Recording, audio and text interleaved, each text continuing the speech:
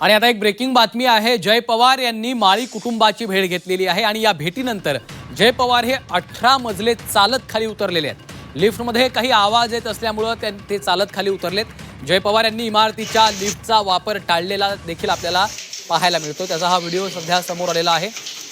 तब्बल 18 मजले चालत जय पवार हे खाली उतरलेले आहेत। लिफ्टमधनं काही आवाज येत असल्यामुळे त्यांनी पायी चालत जाण्याचा निर्णय घेतला। जय पवारांनी इमारतीच्या लिफ्टचा वापर टाळलेला।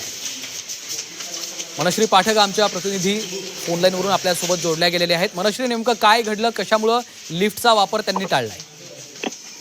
ज्यावेळी जय पवार हे पिंकी माळी यांच्या कुटुंबाची भेट घ्यायला गेलेले होते, तेव्हा कुटुंबाची भेट झाल्यानंतर त्यांना लक्षात आलं की लिफ्टमधून काही आवाज येतो आहे। 18व्या मजल्यावर पिंकी माळी कुटुंबियांचं घर आहे, त्याच्यामुळे तिथून त्यांनी लिफ्टचा वापर न करता थेट चालत 18 मजले खाली उतरून येणं पसंत केलं। एकंदरीतच सध्याची परिस्थिती बघता आणि अजित पवारांचं जे अपघाती मृत्यू झालेला आहे, अपघाती निधन झालेलं आहे, त्यानंतर पवार कुटुंबियांकडनं आता ही काळजी घेतली जाते की कोणताही जर तांत्रिक बिघाड असेल किंवा तसा जाणवत असेल तर सरळपणे त्या लिफ्ट असो किंवा तशी गाडी असो किंवा इतर कोणतेही साधन असो त्याचा वापर करायचा नाही, अशाच प्रकारची काळजी आता पवार कुटुंबियांकडनं घेतली जाते। त्याच्यामुळे जय पवारांनी ही वेळीच दक्षता घेतली आणि ते 18 मजले उतरून खाली आले।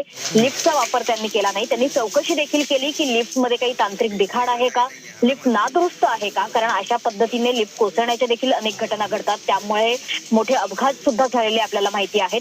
मुंबईमध्ये अशा घटना कायम कानावर येत असतात, त्याच्यामुळे कोणतीही जोखीम न पत्करता, जोखीम न घेता जय पवार हे 18 मजले उतरून खाली आले आणि त्यानंतर त्यांनी लिफ्टमधल्या तांत्रिक बिघाडाची चौकशी सुद्धा केली। ठीक आहे, धन्यवाद मनश्री या माहितीसाठी।